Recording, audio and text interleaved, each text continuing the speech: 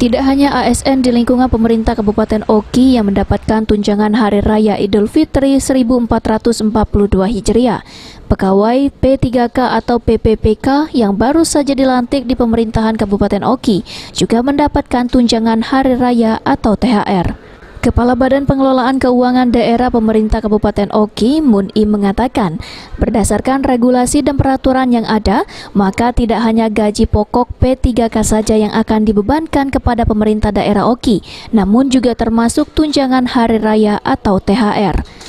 Untuk itu, sebanyak 170-an tenaga P3K yang baru beberapa bulan dilantik juga mendapatkan THR dengan total keseluruhan mencapai 600 juta rupiah lebih dari alokasi APBD Oki.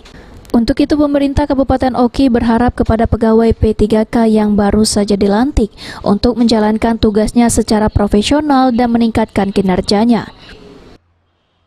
THR yang kita alokasikan yang sudah kita sebarkan kemarin tanggal 5 Mei sebanyak 36 miliar 181 sekian.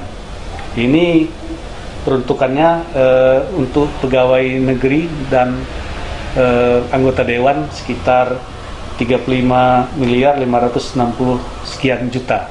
Sedangkan 620-an juta itu adalah untuk tenaga P3K untuk dialokasikan 171 orang.